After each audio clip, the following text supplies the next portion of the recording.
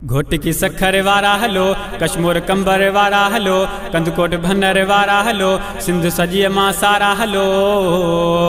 27 नवंबर ते अदा लाड़काणे आहे वॾो जलसो। घोट की सखर वारा हलो, कश्मीर कंबर वारा हलो, कंदकोट भनर वारा हलो, सिंध सजी मां सारा हलो। 27 नवंबर ते अदा लाड़काणे आहे वॾो जलसो। राशिद आहे सॾु कयो, लाड़काणे सभु गॾु थियो। शहीद इस्लाम अदा थींदो उते जलसो वॾो। मिठी मेहड़ वारा हलो, मटियारी सांघड़ वारा हलो, खैरपुर शिकारपुर वारा हलो। 27 नवंबर ते अदा लाड़काणे आहे वॾो जलसो। घोट की सखर वारा हलो, कश्मीर कंबर वारा हलो, कंदकोट भनर वारा हलो। 27 नवंबर ते अदा लाड़काणे आहे वॾो जलसो। जेटी आ इजा कारकुन, जेयू आ इजा मोहसिन, गाॾियूं भरे पंहिंजे शहर मां लाड़काणे प्यारा पुजन।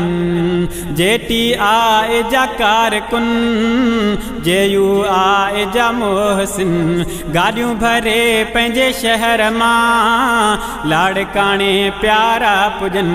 यूनट वस्ती वाहण मां, चौक गली हर गामन मां, अचो उॾामी उॾामन मां। 27 नवंबर ते अदा लाड़काणे आहे वॾो जलसो। घोट की सखर वारा हलो, कश्मीर कंबर वारा हलो, कंदकोट भनर वारा हलो। 27 नवंबर ते अदा लाड़काणे आहे वॾो जलसो।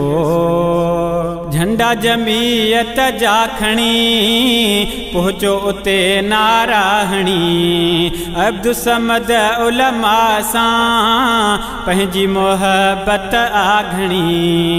झंडा जमीयत जा खणी पहुचो उते नारा हणी, अब्दुल समद उलमा सां पंहिंजी मोहबत आघणी।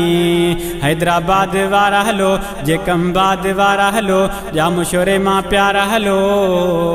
27 नवंबर ते अदा लाड़काणे आहे वॾो जलसो। घोट की सखर वारा हलो, कश्मीर कंबर वारा हलो, कंदकोट भनर वारा हलो। 27 नवंबर ते अदा लाड़काणे आहे वॾो जलसो।